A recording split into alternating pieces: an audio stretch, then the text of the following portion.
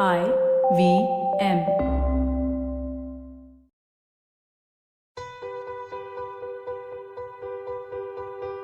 कहते हैं पैसा ही सब कुछ नहीं, खुशी सब कुछ है। पर ये बात आप इतने आत्मविश्वास से तब कह सकते हैं जब आप बहुत खुश हो। इंसान आदिकाल से ही व्यापार करता आ रहा है, पर चिकित्सा में प्रगति और वैश्वीकरण की बदौलत स्थिर आय में होने वाली वृद्धि के कारण इंसान लंबे समय तक जीवित रहता है और हमने भविष्य के लिए बचत करना शुरू करके अपनी सुरक्षितता सुनिश्चित कर ली है। बचत और निवेश करना महत्वपूर्ण है। ये हमें स्कूलों में सिखाया जाना चाहिए, क्योंकि आज वयस्क लोग पैसे का प्रबंधन करने के लिए संघर्ष कर रहे हैं। शुक्र है इंटरनेट यहाँ भी हमारे बचाव में हाजिर है। फिंगर टिप्स पर सारी जानकारी और सहायता के लिए उपलब्ध विभिन्न ऐप्स के साथ अपने फाइनेंस को नेविगेट करना सीखना अब आसान हो गया है। पर हमें ये सुनिश्चित करना होगा कि ये सेवाएं सिर्फ अमीरों के लिए ही नहीं, बल्कि नेक्स्ट हाफ बिलियन के लिए भी उपलब्ध हो। द नेक्स्ट हाफ बिलियन और द NHB इस पॉडकास्ट का मूल है। वे भारत में इंटरनेट उपयोगकर्ताओं की दूसरी बड़ी लहर का प्रतिनिधित्व करते हैं, इसलिए उन्हें नेक्स्ट कहते हैं। हम उन्हें पहली बार इंटरनेट का उपयोग करने वाले 500 मिलियन लोगों के ऐसे समूह के रूप में परिभाषित करते हैं जो 2018 से 2022 तक 5 वर्षों में अपने मोबाइल फोन के माध्यम से ऑनलाइन आए हैं। जनसांख्यिकी दृष्टिकोण से वे मुख्य रूप से भारत के आय वितरण के निचले 60% से हैं। वे ब्यूटी सैलून और किराना दुकानों जैसे छोटे व्यवसायों के मालिक हैं और ब्लू कॉलर श्रमिक, घरेलू कामगार, सुरक्षा गार्ड आदि भी हैं। वे टेक्नोलॉजी के साथ ज्यादा आराम का निर्माण कर रहे हैं और एक महत्वाकांक्षी भारत की हलचल और महत्वाकांक्षा का प्रतिनिधित्व करते हैं। मैं हूं उत्सव और मैं एक x engineer turn market researcher, traveller और पॉडकास्टर हूं। और मैं हूँ निवेदिता, मैं भी एक एक्स इंजीनियर टर्न कॉमेडियन और राइटर हूँ। आप सुन रहे हैं स्मार्टफोन नेशन, कैसे नेक्स्ट हाफ बिलियन ऑनलाइन अपने भविष्य को आकार दे रहे हैं। आज के एपिसोड में हम आपको बताएंगे कि कैसे स्मार्टफोन ने औपचारिक बचत और वेल्थ क्रिएशन प्रोडक्ट्स तक की पहुंच को आसान बनाया है। तुमने पैसे बचाने का सबसे अनोखा तरीका कौन सा सुना है? तुम्हें पता है ना, लोग चावल और दाल के डिब्बों में पैसे रखते हैं ताकि कोई इसे चुरा ना ले। तुमने कौन सा तरीका सुना है? काश मुझे तुम्हें इतना डार्क एग्जाम्पल ना देना पड़ता, पर बता ही देता हूँ। ये कहानी तब की है जब मेरी माँ देहरादून में बड़ी हो रही थी। मेरे नाना के एक पारिवारिक मित्र थे जो 1947 में विभाजन के बाद पाकिस्तान से खाली हाथ भारत आए थे। उन्होंने एक घर में आश्रय लिया जो एक ऐसे परिवार का घर था जो पाकिस्तान में बस गया था। कई साल बाद उन्होंने घर की मरम्मत करवाने का फैसला किया और मरम्मत के दौरान जब एक दीवार को गिराया तब उसमें से सोने से बनी एक ईंट निकली। जाहिर है जो परिवार पाकिस्तान में बस गया था उसने अपनी बचत के पैसों से सोना खरीदकर उसकी ईंट बनाकर दीवार में छिपा दिया। उन्हें उम्मीद थी कि जब सब कुछ ठीक हो जाएगा तो वे वापस आकर उसे ले जाएंगे। अफसोस ऐसा कभी नहीं हुआ और सब मेरे नाना के दोस्त को ईंटों वाले बाबा जी या man with the golden bricks के नाम से जानने लगे। वाह, ये तो मैंने कभी सपने में भी नहीं सोचा था। ये जितना फैसिनेटिंग है उतना ही ट्रेजिक भी है। वो तो है, और ये कहानी किसी भी तरह अनोखी नहीं है। बंटवारे के वक्त ऐसी कई घटनाएं सामने आई हैं। हालांकि तब से हम इकोनॉमिक लिबरलाइजेशन से गुजरे हैं और एक ओपन मार्केट इकोनॉमी में बदल गए हैं। हमारी प्रति व्यक्ति आय बढ़ी है। भारत का बचत दर दुनिया में सबसे ज्यादा में से एक है। 2021 में घरेलू बचत दर 29.3% था, जो वैश्विक औसत 26.9% से ज्यादा था। पर क्या इसका ज्यादातर हिस्सा सोने और रियल एस्टेट में नहीं है? खासकर रियल एस्टेट, क्योंकि इसे थोड़े समय में लिक्विडेट करना मुश्किल है। RBI के अनुसार 77% भारतीय परिवार अपनी संपत्ति को रियल एस्टेट में निवेश करते हैं। दरअसल ये एक ऐसी आदत है जो पीढ़ियों से चली आ रही है। हमारे माता पिता की पीढ़ी 60 और 70 के दशक में बड़ी हुई, जब उनके पास पैसे बचाने के सीमित साधन थे और आर्थिक गतिशीलता मुश्किल थी। पैसे खर्च करने के रास्ते भी कम थे, इसलिए रियल एस्टेट में निवेश करना शायद ठीक था। पर हमारे लिए ये बात लागू नहीं होती। मैं तुमसे सहमत हूँ, बल्कि मैं तो कहती हूँ कि शायद हमारे पास बहुत सारे विकल्प मौजूद है। पुरानी फिक्स्ड डिपॉजिट्स और राष्ट्रीय बचत प्रमाण पत्रों से लेकर अब हमारे पास RBI gold bond, index fund और ब्लॉक पर नवीनतम क्रिप्टो करेंसी भी है। दरअसल व्यवहार विज्ञान में इसे चॉइस पैराडॉक्स के नाम से जाना जाता है।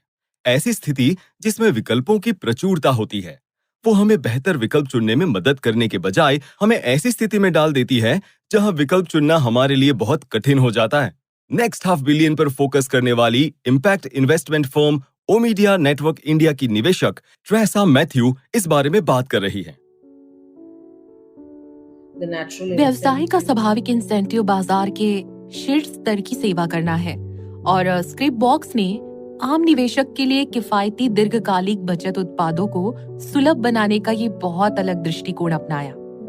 एआई पर आधारित टेक्नोलॉजी के माध्यम से फैसलों की जटिलता कम हो जाती है। मुझे लगता है कि डिसीजन फटीग वित्तीय स्वास्थ्य के सामने बड़ी चुनौतियों में से एक है। मेरा मतलब है, ग्राहकों को सैकड़ों म्यूचुअल फंड, हजारों सूचीबद्ध शेयरों वगैरह में से चुनना बहुत मुश्किल लगता है और स्क्रिप्ट बॉक्स ने निवेश प्रक्रिया की जटिलता को कम करने के लिए टेक्नोलॉजी बेस्ड अप्रोच अपनाया है, जिससे उनके विश्वास में सुधार हुआ है और फिर से आम निवेशक को नियमित बचत की निवेश की आदत डालना। शायद इसीलिए ज्यादातर लोग निवेश के नए रूपों से कतराते हैं, यहाँ तक कि उनसे भी जिन्हें सेबी और आरबीआई भारी रूप से विनियमित करते हैं। वैसे मेरे मन में भी इस बात को लेकर उलझन है कि मैं अपने पैसों के साथ क्या करूं। ओह, वैसे तुम अकेली नहीं हो। इसमें तुम्हारे और अन्य लाखों भारतीयों के साथ मैं भी शामिल हूँ। हम में से ज्यादातर लोगों के पास विवेकपूर्ण वित्तीय निर्णय लेने के लिए समझ और रास्ते की कमी है, पर अब हालात बदल रहे हैं। प्रौद्योगिकी निवेश में विशेषज्ञता और पारदर्शिता दोनों तक पहुंचना आसान बना रही है। वास्तव में ऐसी ही एक चीज ने अतुल सिंघल को स्क्रिप्ट बॉक्स शुरू करने के लिए प्रेरित किया। ये एक डिजिटल धन प्रबंधन कंपनी है जिसका उद्देश्य बड़े पैमाने पर बाजार के उपभोक्ताओं को किफायती लॉन्ग टर्म वित्तीय बचत उत्पादों तक पहुंच प्रदान करना है, जिन्हें धन प्रबंधन फर्मों और वितरकों द्वारा संबोधित नहीं किया जाता है। अतुल अपने माता पिता के साथ 1 लाख की राशि निवेश करने के बारे में बातचीत कर रहे थे और वो दोनों अलग अलग लोगों को प्रबंधन के लिए पैसा सौंपना चाहते थे। अतुल फाइनेंशियल एसेट मैनेजमेंट के बैकग्राउंड से है, इसलिए उन्होंने इसकी जड़ तक जाने का फैसला किया। उन्होंने अनुमान लगाया कि उनके माता पिता जिन लोगों को पैसा देना चाहते थे, उनमें से कम एक व्यक्ति ऐसा होगा जो जहां उसे सबसे ज्यादा कमीशन मिलेगा, उसके आधार पर निवेश उत्पादों की सिफारिश करेगा। शायद इसीलिए कहते हैं कि आपको सिर्फ फी बेस्ड फाइनेंशियल प्लानर से वित्तीय सलाह लेनी चाहिए, ताकि वे आपके जीवन के लक्ष्यों के आधार पर निवेश उत्पादों की सिफारिश करें, न कि उनकी जिनमें उन्हें सबसे ज्यादा पैसा मिलता है। सही कहा, पर तुम्हें पता भी है कि देश में सभी रजिस्टर्ड निवेश सलाहकार कितने हैं? शायद कुछ लाख नहीं, बस लगभग 1300। भारत में प्रति 76,510 निवेशकों पर सिर्फ एक निवेश सलाहकार उपलब्ध है। और ये तो सिर्फ वर्तमान निवेशकों की बात हुई। उन लोगों का क्या जो अपनी निवेश यात्रा अब शुरू करने जा रहे हैं? उनकी संख्या तो लाखों में होगी। वैसे एक व्यक्ति के लिए 76,000 लोगों को संभालना पहले से ही बहुत मुश्किल है। स्पष्ट रूप से पर्याप्त निवेश सलाहकार नहीं है और इन निवेशकों के लिए 76,000 तो छोड़िए, 1,000 लोगों पर भी ध्यान देना मानवीय रूप से नामुमकिन है। और जब भारतीयों की बचत और निवेश की बात आती है तो ये अपने आप में ही बहुत ज्यादा सूक्ष्म है। स्क्रिप्ट बॉक्स से अतुल हमें इस बारे में बताएंगे। मुझे लगता है कि चारों ओर एक और बुनियादी सवाल है। आपने कहा कि भारतीय अच्छी तरह बचत करते हैं या बचत भारतीयों की संस्कृति रही है, पर बचत हमेशा संकट के समय के लिए की जाती है, ज्यादा पैसे कमाने या बेहतर जीवन जीने के लिए नहीं। तो लोगों ने बचत ऐसी की जैसे हमने अपने माता पिता के बारे में बात की। उन्होंने हमेशा संकट के समय काम आए इसलिए बचत की। तो चाहे वो पैसे गद्दे के नीचे रखें या फिक्स डिपॉजिट में, सुरक्षा हमेशा बुनियादी थी। और इसीलिए LIC या जीवन बीमा निगम इतना बड़ा धन प्रबंधक, परिसंपत्ति प्रबंधक है, क्योंकि लोगों को ये सुरक्षित लगता था। मुझे लगता है कि ये फंडामेंटली त्रुटिपूर्ण था, क्योंकि लोग बेहतर जीवन जीने के लिए या बेहतर परिणाम के लिए बचत नहीं कर रहे। मैं इस बात से सहमत हूं कि जेन ज़ी निश्चित रूप से हम मिलेनियल्स की तुलना में ज्यादा सावधान है। पर एक समस्या है, ट्रेडिंग, अल्पकालिक रिटर्न, सर्वोत्तम प्रदर्शन करने वाले स्टॉक आदि पर बहुत ज्यादा ध्यान दिया जाता है। और फिनफ्लुएंसर्स को हम कैसे भूल सकते हैं? जो इतने लोकप्रिय हो गए हैं कि लोग उनकी सलाह को अंतिम सत्य मान लेते हैं। बैंकरों और प्रबंधन सलाहकारों की सलाह लेना तो भूल जाइए। यहाँ तक कि फिटनेस और ब्यूटी इन्फ्लुएंसर्स भी बिना किसी जांच के इस पर सलाह दे रहे हैं। ये वास्तव में एक समस्या है और हम सभी जानते हैं कि धन का निर्माण करने के लिए सिर्फ दीर्घकालिक निवेश ही विश्वसनीय रिटर्न देता है। अतुल भी इसी बारे में बात कर रहे थे, लक्ष्य आधारित निवेश। और ये भारत में कैसे काम करता है, सुनते हैं अतुल से। हम स्पष्ट रूप से देख सकते हैं कि एक निश्चित स्तर पर पैसा फंजिबल है। हम अलग अलग लक्ष्यों के लिए जैम जार पसंद करते हैं और देखते हैं कि लोग लक्ष्यों के आसपास योजना बनाते हैं। आमतौर पर लोग निवेश करते हैं तो इसका मतलब ये है कि मैं सोचता हूँ मुझे अपने बच्चों की शिक्षा के लिए 2 करोड़ रुपए चाहिए या 50 लाख रुपए चाहिए। मुझे अपने घर के लिए लगभग 3 करोड़ या 2.5 करोड़ रुपए चाहिए और 2-3 करोड़ रिटायरमेंट के लिए चाहिए वगैरह वगैरह। पर सब मिलाकर मुझे 5 करोड़ रुपए की आवश्यकता है तो मैं 50,000 रुपए से शुरू करूंगा। इसका मतलब है कि जाहिर तौर पर इंसान का दिमाग बहुत अलग तरीके से काम करता है। इसलिए हम लोगों को एक ही स्थान तक पहुंचने के लिए कई रास्ते दिखाते हैं। जैसे ईश्वर तक पहुंचने के लिए कई रास्ते हैं, वैसे ही हम लोगों को कई रास्ते दिखाते हैं। कुछ लोग सीधे और संकीर्ण रास्ते पसंद करते हैं और जैम जार को बहुत अलग रखते हैं। पर आपको रिटायरमेंट के लिए कितने पैसों की जरूरत है, इस सवाल का जवाब भी उतना ही महत्वपूर्ण है। साथ ही डर को भी दूर करना है ना? अगर मैं आज आपसे कहूं कि जब आप आज से 20 साल बाद रिटायर होंगे तो आपको 10 करोड़ रुपए की जरूरत होगी, और हम लोगों से कहते रहते हैं कि मैं 40 की उम्र में रिटायर हो जाऊंगा, ये मिथ हमें बहुत जल्दी ही तोड़ देनी चाहिए। आज लोग 90-95 साल तक जीते हैं। मेरा मतलब है कि हमारे माता पिता 80, 82, 85 साल तक जी रहे हैं। उम्मीद है उनकी उम्र और बढ़ जाए। आप ये उम्मीद नहीं कर सकते कि आप 20 से 40 की उम्र के बीच 20 साल तक काम करेंगे और फिर उन पैसों का इस्तेमाल अगले 50 साल तक करते रहेंगे। ऐसा नहीं होता। आपको अभी से बेहतर प्लान बनाना पड़ेगा। तो उस परिप्रेक्ष्य से, उस मात्रा से डर को दूर करना है। यहाँ तक कि अगर मैं आपको एक नंबर बताता हूँ, मतलब आपको 10 करोड़ रुपए तक पहुंचना है, क्योंकि जीवन भर के खर्च के लिए सिर्फ 50,000 रुपए प्रतिमाह का निवेश करने पर अब से 30 साल बाद आप वहां पहुंच जाएंगे। इसकी शुरुआत जल्दी होनी चाहिए। जैसा कि आपने कहा, निवेशित रहें, निवेश करते रहें। स्क्रिप्ट बॉक्स इस समस्या को 2 प्रमुख तरीकों से हल करता है। वे निवेश को कुछ सरल हिस्सों में बांटता है, जैसे शॉर्ट टर्म लक्ष्य और लॉन्ग टर्म लक्ष्य। लेकिन क्या होगा अगर मुझे नहीं पता कि मेरे शॉर्ट टर्म या लॉन्ग टर्म लक्ष्य क्या है? बाल शिक्षा, रिटायर कॉन्फिडेंट जैसी योजनाओं के बारे में क्या ख्याल है, जो शॉर्ट टर्म और लॉन्ग टर्म जैसे निवेश दृष्टिकोणों की तुलना में कहीं अधिक वास्तविक लगती है। इसके बाद लोग सेक्टर और अपनी जोखिम उठाने की क्षमता के आधार पर कई म्यूचुअल फंड में निवेश कर सकते हैं। हाँ, रिटायर कॉन्फिडेंट लक्ष्य मुझे तो सही लगता है। इसे समझाना बहुत आसान है। मुझे लगता है मैं इस पर भरोसा कर सकती हूँ। पर मुझे कैसे पता चलेगा कि मुझे अपने निवेश पर अच्छा रिटर्न मिल रहा है और मुझे स्विच करना चाहिए ताकि मैं अपने लक्ष्यों को प्राप्त कर सकूं? इसी वजह से यूजर्स को स्क्रिप्ट बॉक्स पसंद है। हमने एकता छाबरिया से बात की, जो बेंगलुरु में रहती हैं। वो भी इस बात से जूझ रही थी कि अपने पैसों का सर्वोत्तम निवेश कैसे किया जाए। एकता हमें बताएंगी कि उन्होंने स्क्रिप्ट बॉक्स को क्यों चुना। मेरी रुचि के स्तर और मेरी मेंटल बैंडविड्थ के हिसाब से मैं उन लोगों की श्रेणी में नहीं आती जो बड़े पैमाने पर खोज करेंगे कि उन्हें अपना पैसा कहाँ निवेश करना चाहिए और किस प्रकार के म्यूचुअल फंडों पर ध्यान देना चाहिए।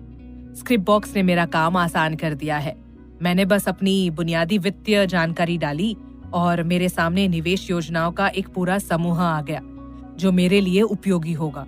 और मुझे स्क्रिप्ट बॉक्स की यही बात सबसे ज्यादा पसंद है। इससे मुझे स्पष्टता मिलती है कि मैं अपना पैसा कहाँ निवेश कर सकती हूँ। वो अल्पकालिक निवेश होना चाहिए या दीर्घकालिक निवेश होना चाहिए। उनके पास इमरजेंसी फंड नाम की चीज भी है जो बहुत उपयोगी है, जिसमें मैं निवेश कर सकती हूँ और फिर जब भी जरूरत हो सिर्फ एक क्लिक से पैसे निकाल सकती हूँ। उनके पास टैक्स सेविंग इन्वेस्टमेंट प्लान भी है, जहाँ वे खुद सुझाव देते हैं कि किस प्रकार के निवेश से मुझे अपने वेतन पर कर बचाने में मदद मिलेगी। इस तरह की योजनाओं से मेरे लिए ये समझना बहुत आसान हो जाता है कि मैं अपना पैसा कैसे बढ़ा सकती हूँ। इतना ही नहीं, यहाँ तक कि जब मैं short term, long term investments, emergency funds के लिए प्लान्स चुन रही हूँ, तो मुझे खोज करने की जरूरत नहीं कि मुझे किस में निवेश करना चाहिए, क्योंकि उनके पास एक विकल्प है जिसे वो रिकमेंडेशंस दिखाते हैं, जिसमें मैं उस निवेश पर कितने संभावित रिटर्न की उम्मीद कर सकती हूँ ये भी शामिल है। इसलिए पैसा निवेश करने की पूरी प्रक्रिया मेरे जैसे एमेच्योर के लिए भी बहुत आसान हो गई है, जिनके पास निवेश के सही विकल्प चुनने के लिए पर्याप्त ज्ञान नहीं है। मैं उनसे सहमत हूँ। जब तक आप वास्तव में वित्तीय बाजारों को नहीं समझते, सही जगहों पर निवेश करना सबसे कठिन कामों में से एक है। हाँ, मैं पुष्टि कर सकती हूँ कि मैं कभी भी निश्चित नहीं थी कि मुझे अपने पैसे कैसे निवेश करने हैं।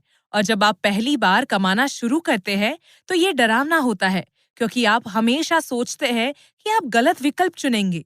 स्क्रिप्ट बॉक्स इसे समझता है और स्वचालित पोर्टफोलियो समीक्षा करता है और फंड जोड़ने या हटाने का सुझाव देता है। आप निवेश सलाह से सहमत हो सकते हैं या उसे ना मानकर अपने मन की भी कर सकते हैं, जिससे विकल्प सीधे आपके हाथों में आ जाता है। तो ये सिर्फ खरीदने और बेचने का मंच नहीं है, बल्कि एक डिजिटल धन प्रबंधक है। मुझे एक डिजिटल धन प्रबंधक की आवश्यकता है। हाँ, यही इसका सही वर्णन है। पर ये सब उन लोगों के लिए अच्छा है जिनके पास स्थिर नौकरियां है, जो शहरों में रहते हैं और कॉर्पोरेट में काम करते हैं।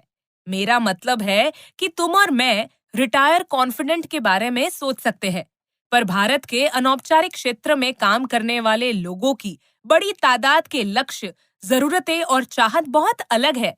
स्मार्टफोन उनकी कैसे मदद कर रहा है? इस बारे में हम एक छोटे से ब्रेक के बाद बात करेंगे।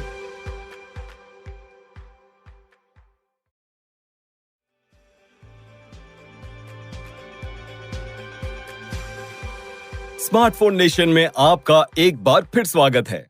90% भारतीय भारत के अनौपचारिक क्षेत्र में काम करते हैं और उनमें से 85% सेल्फ एम्प्लॉयड हैं।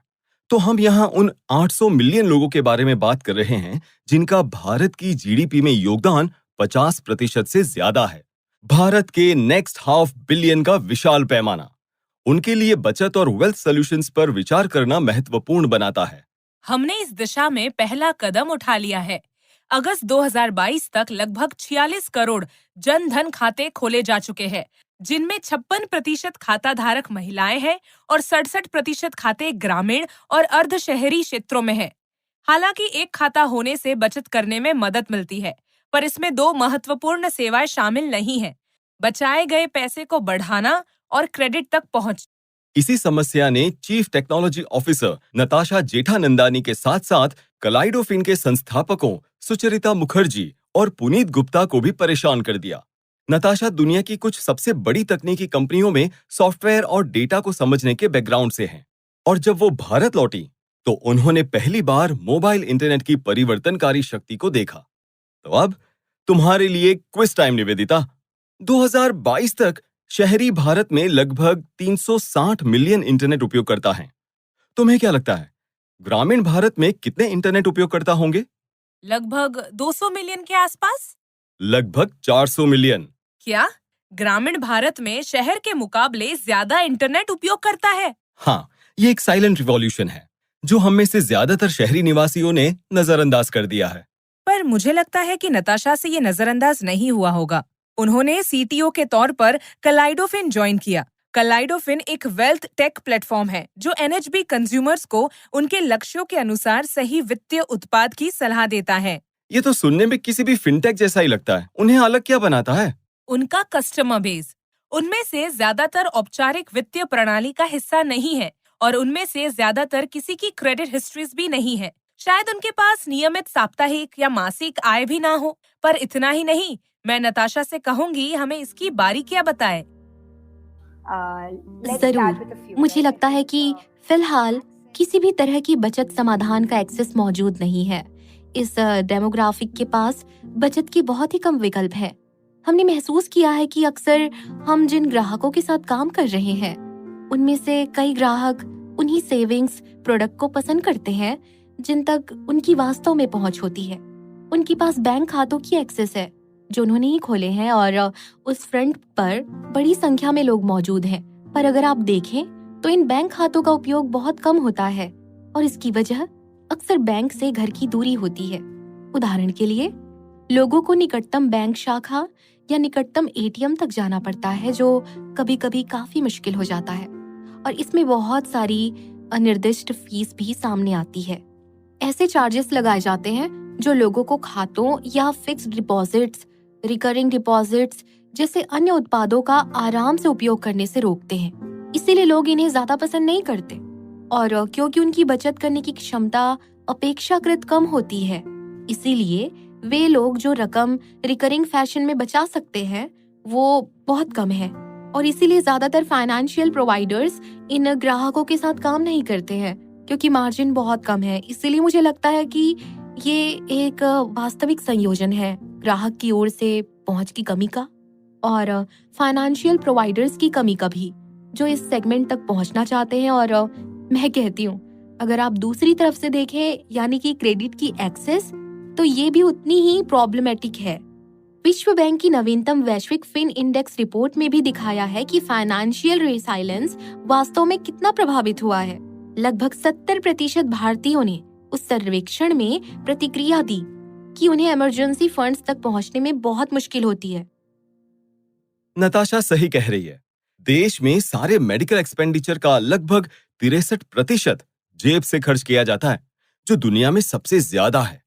जिसका मतलब ये है कि कई लोगों को हेल्थ इमरजेंसी में इमरजेंसी फंड्स तक एक्सेस की जरूरत पड़ती है, या हो सकता है कि उनके पास ऐसे फंड्स का कोई एक्सेस ना हो। और बात सिर्फ इमरजेंसीज की नहीं है।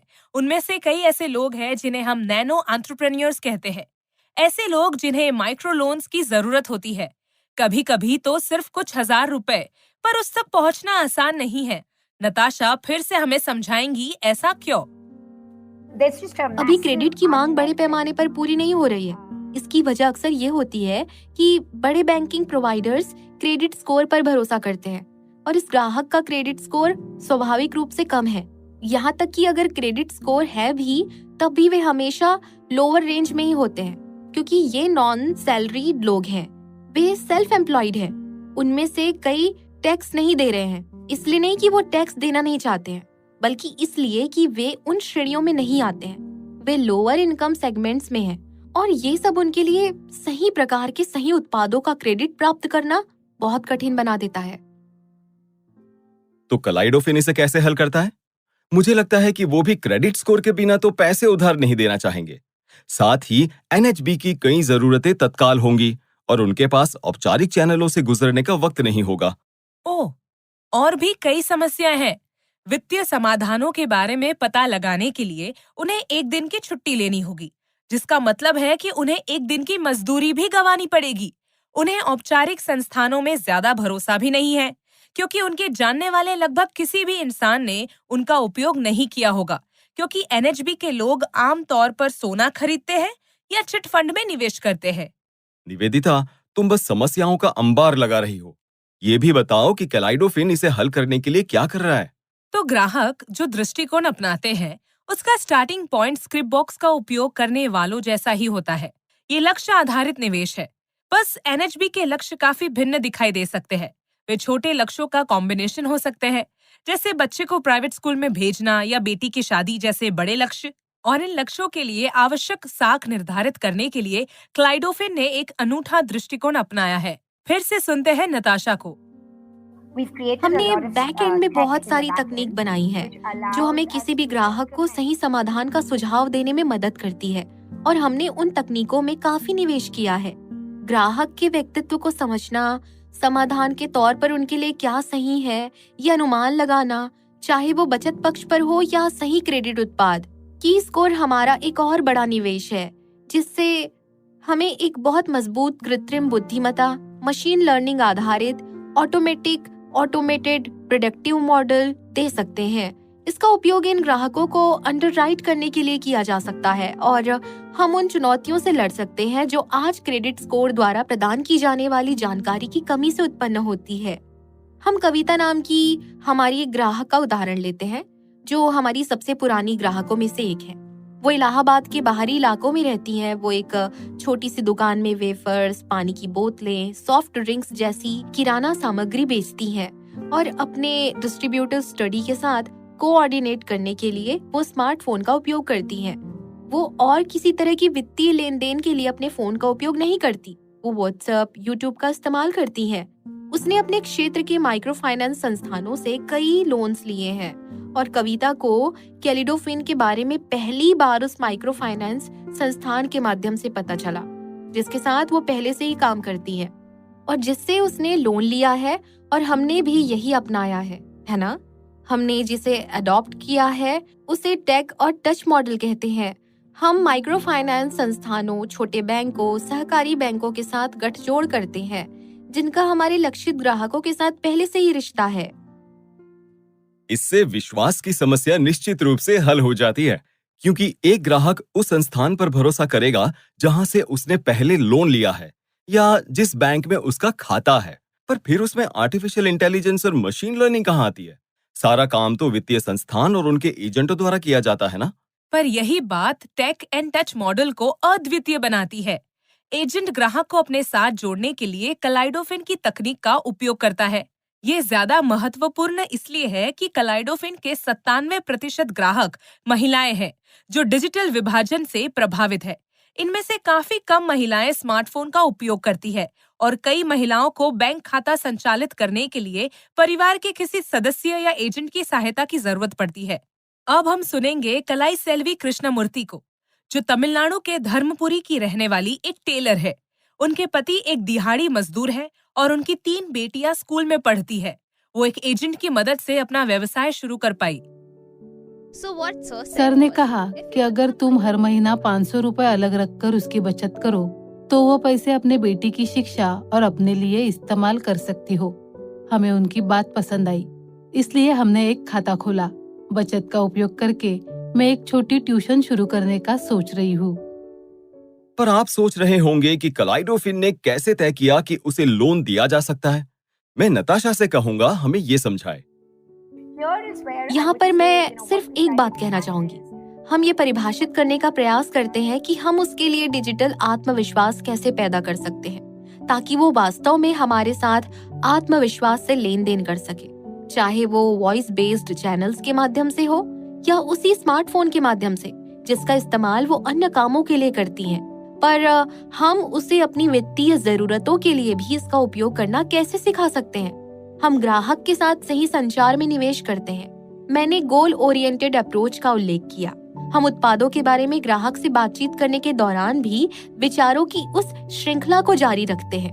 आपने गोल के साथ शुरुआत की, आपके अन्य गोल्स भी हैं जिन्हें इस बात से जोड़ा जा सकता है कि आप उन लक्ष्यों को कैसे प्राप्त करते हैं। हम सर्विसेज को बंडल करते हैं, हम इसे की कैश के रूप में देते हैं। हमारे ग्राहक हमें वैसे ही देखते हैं जैसे कि बचत या क्रेडिट के साथ साथ इंश्योरेंस का एक बंडल हो गया। और इसीलिए ग्राहकों को कई चीजों के बारे में कॉग्निटिवली सोचने की जरूरत नहीं है।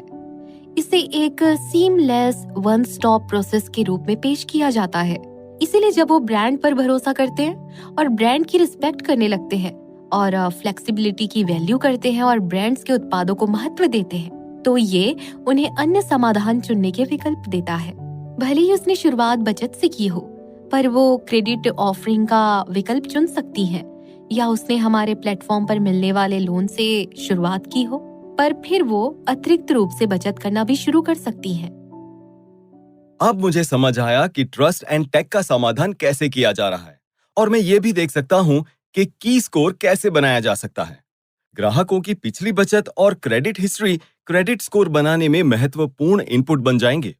इससे आय में मौसमी बदलाव और इकोनॉमिक शॉक्स भी सामने आएंगे, जिससे traditional providers line of credit उपलब्ध कराने से थक जाएंगे। मैं नताशा से कहूंगा इस बात पर और प्रकाश डालें। भले इन ग्राहकों का क्रेडिट स्कोर बहुत अच्छा नहीं है, पर उनकी क्रेडिट ब्यूरो हिस्ट्री में पिछले लोन्स के बारे में ढेर सारी जानकारी उपलब्ध है, खासकर अगर उन्हें माइक्रो फाइनेंस संस्थानों के माध्यम से लिया है। कुछ ऐसे ही संस्थान हैं जो इस ग्राहक वर्ग के लिए क्रेडिट का एक्सेस देते हैं, इसलिए ग्राहक इसे ग्रुप लोन के तौर पर एक्सेस कर सकता है। हो सकता है कि उसके पास ऐसा कोई क्रेडिट स्कोर ना हो जो उसे किसी अन्य बैंक लोन का एक्सेस दे, जो उसके पास आज भी नहीं है, पर वो ग्रुप लोन और वो जानकारी वक्त के चलते इतिहास बनाती है और उसका परफॉर्मेंस उन लोन्स के साथ उसका व्यवहार बहुत सारी जानकारी जोड़ता है। और इसीलिए हम बेसिक्स पर वापस चले गए हैं। हमने वास्तव में उस प्रकार के डेटा सोर्सेस पर गौर किया है जो हमें उसके पिछले क्रेडिट बिहेवियर के साथ साथ अन्य पिछले बिहेवियरल इंफॉर्मेशन की विजिबिलिटी प्रदान करते हैं जहां भी हमारी पहुंच हो। लोन एप्लीकेशन की जानकारी, जनसांख्यिकी जानकारी बहुत सारे दिलचस्प इंडिकेटर्स दे सकती है और अन्य कई दिलचस्प इंडिकेटर्स भी हैं। उसका टेलीकॉम यूजेस, अन्य प्रकार के अल्टरनेट डेटा सोर्सेज भी काफी वैल्यू ऐड करते हैं। मैं कहूंगी कि ये एक मिक्स है और हमारे पास अभी 25 मिलियन से ज्यादा ग्राहकों के डेटा का एक्सेस है और हमने जो मॉडल्स बनाए हैं वो काफी वैल्यू ऐड करने वाले और डेटा की बहुत बड़ी मात्रा है। हम अन्य बारीकियों को भी तराशते हैं। किसी पर्टिकुलर एरिया में एवरेज डिस्पोजेबल इनकम क्या है, वहाँ ऐसे कौन से पर्यावरणीय जोखिम या प्राकृतिक आपदाएं हैं जिनसे कुछ ग्राहक प्रभावित हो सकते हैं। इस तरह की एडिशनल डेटा साइंस वैल्यू हमें विभिन्न प्रकार के जोखिम और खासकर पर्यावरणीय या भौगोलिक जोखिम का भी अनुमान लगाने में मदद करती है।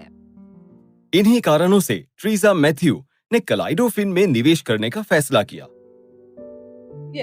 हाँ, तो कैलिडोफिन एक ऐसा मंच है जिसने ये फुल सर्विस अप्रोच अपनाया है। उनकी थीसिस ये थी कि जब सेविंग्स से लेकर इंश्योरेंस और क्रेडिट की और फाइनेंशियल सर्विसेज की बात आती है तो NHB के अंदर का इनफॉर्मल सेगमेंट सबसे ज्यादा वंचित है और उन्होंने सेविंग्स फर्स्ट अप्रोच के साथ प्रवेश किया। और आपने सही कहा, ये सब NHB और खासकर इनफॉर्मल सेगमेंट के लिए बहुत कॉम्प्लेक्स है। और जहां तक क्रेडिट का सवाल है, आज बड़े पैमाने पर माइक्रो फाइनेंस संस्थानों द्वारा सेवा प्रदान की जाती है। तो फिर वे लाइफ गोल्स के साथ एक दृष्टिकोण अपनाते हैं जहां आप सहमत होंगे कि म्यूचुअल फंड वगैरह बहुत जटिल है। इसीलिए वे मूल रूप से इन 2-3 उत्पादों को विकसित करते हैं जो लाइफ गोल्स पर आधारित है, जैसे कि बच्चों की शिक्षा, घर की मरम्मत वगैरह, जो इसे ग्राहक के लिए सबसे ज्यादा भरोसेमंद बनाता है और उन्हें नियमित बचत की आदत डालता है। तो इस प्रकार सेविंग्स साइड को क्रेडिट स्टैंड पॉइंट से संबोधित किया गया। ऐतिहासिक रूप से इस अनौपचारिक खंड यानी कि NHB के निचले छोर को माइक्रो फाइनेंस संस्थानों द्वारा सेवा प्रदान की जाती है, जहां क्रेडिट को व्यक्तिगत रूप से अंडरराइट नहीं किया जाता। इसे डेटा का उपयोग करके अंडरराइट नहीं किया जाता, पर ये जॉइंट लायबिलिटी ग्रुप मॉडल के साथ काम करता है, जहां ये सिद्ध हो चुका है कि चूंकि लोग पूरे ग्रुप की जॉइंट लायबिलिटी ले रहे हैं, इसीलिए कलेक्शन एफिशिएंसीज 99% जितनी ऊंची है। ये कितने आश्चर्य की बात है कि इतनी जटिल समस्या को विभाजित करके और हर कदम पर सोच समझकर हल करने से इतना बड़ा परिवर्तन आ सकता है। वो तो है। और एक महिला के जीवन में स्मार्टफोन लाने का सरल कार्य घटनाओं की इस पूरी श्रृंखला को सक्षम बनाता है। स्मार्टफोन नेशन से जुड़ने के लिए धन्यवाद। मैं उत्सव हूँ और मैं निवेदिता हूँ। ये था स्मार्टफोन नेशन। अगले सप्ताह एक और कहानी के लिए जुड़े कि कैसे नेक्स्ट हाफ बिलियन लोग ऑनलाइन अपना भविष्य संवार रहे हैं। अगर आपको हमारा शो पसंद आया तो स्मार्टफोन नेशन यूट्यूब चैनल को सब्सक्राइब करें। इसके अलावा स्पॉटिफाई, एप्पल पॉडकास्ट या जहां भी आप अपने पॉडकास्ट सुनते हैं वहां हमें रेट और रिव्यू करना ना भूलें। इस एपिसोड को अपने दोस्तों के साथ शेयर करें ताकि हम ज्यादा से ज्यादा लोगों तक पहुंच सकें। आप IVM पॉडकास्ट पर या जहां भी आपको अपना पॉडकास्ट मिलता है वहां स्मार्टफोन नेशन को सुन और सब्सक्राइब कर सकते हैं। यह पॉडकास्ट हिंदी और तमिल में भी उपलब्ध है। इस सीजन को संभव बनाने के लिए ओमिडियर नेटवर्क इंडिया का विशेष धन्यवाद। यह जानने के लिए कि ONI कैसे साहसी और उद्देश्य संचालित उद्यमियों के साथ साझेदारी करके भारत के अगले आधे अरब लोगों के जीवन को बेहतर बनाने के लिए काम कर रहा है, omidyarnetwork.in पर जाएं। हमें बताएं कि आप शो के बारे में क्या सोचते हैं। आप हमारे मेजबानों को ट्विटर और इंस्टाग्राम पर देख सकते हैं। उत्सव को इंस्टाग्राम ID @YVTravel42 पर देखा जा सकता है। आप निवेदिता को इंस्टाग्राम ID @niv.prakasam पर संपर्क कर सकते हैं। आप IVM को ट्विटर, फेसबुक और इंस्टाग्राम पर @IVM Podcasts पर फॉलो कर सकते हैं।